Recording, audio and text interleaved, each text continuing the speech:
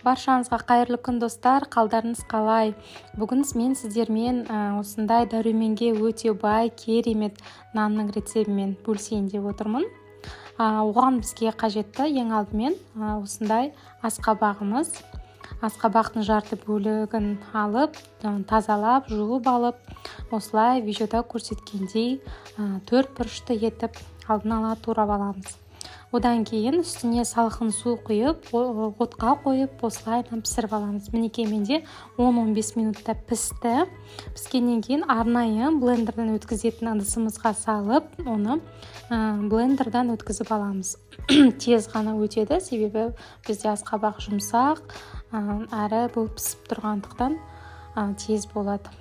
Содан кейін суытып қоямыз. Енді арнайы ыдысымызға ұнды електен өткізіп салып алдым. Одан кейін үстіне 1 чай қасық тұз және 1 ас қасық қант салдым.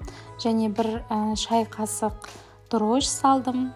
Ашытқы, 1 жұмыртқаны салдым.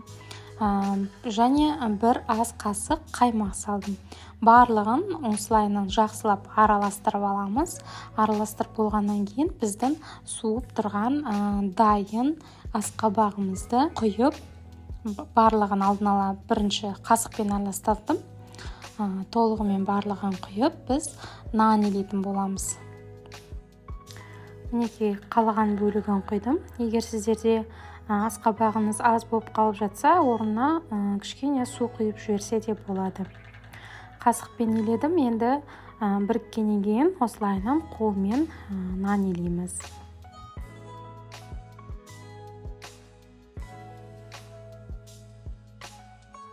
Егер қажет болып жатса, ұн салсаңыздар болады. Ұнды салып отырып, осылайынан нанды жақсылап илейміз.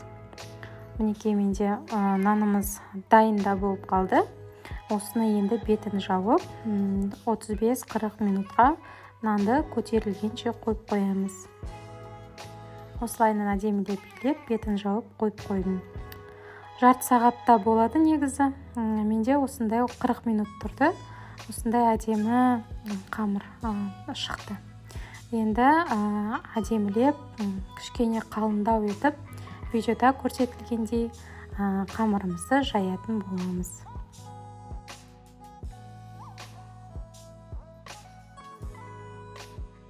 Мінекей достар, қамырымызды жайып та болдық.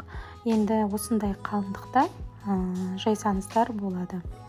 Енді жақсылап видеода көрсеткендей кесіп шығамыз.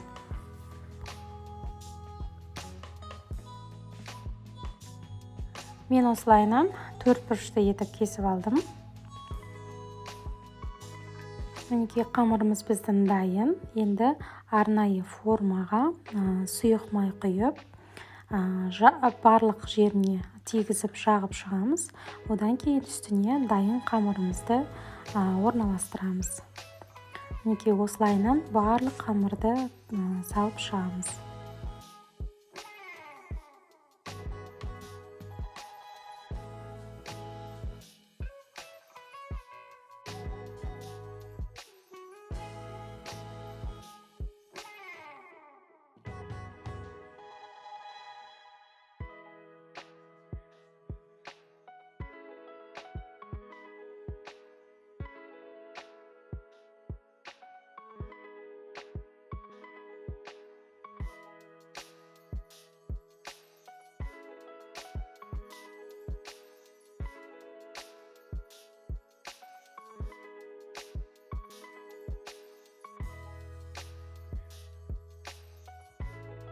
Осылайынан салып шығамыз. Енді үстіне 1 жұмыртқаның сарысын салып, үстіне 1 ас қасық сүт құйып, жақсылап араластырып, қамырымыздың үстіне жағып шығамыз. Жағып болғаннан кейін тағы да 10-15 минутқа қамырымыз көтерілгенше тағы да қойып қоямыз.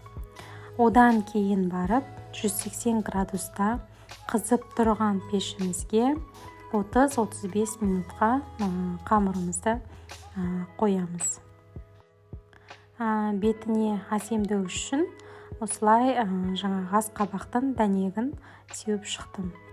Біздің нанымыз өте дәмді болып шығады және өте пайдалы, дәрумендерге толы. Мінекей менде осылай нан әдемі болып көтерілді. Содан кейін пешке салдым. Біздің нанымыз дайын. Достар, егер сіздерге рецепт ұнап жатса, каналыма кіріп, тіркеліп, лайк басуды ұмытпаңыздар. Менімен бірге болғандарыңыз үшін рахмет. Келесі кездескенше сау саламатты болыңыздар.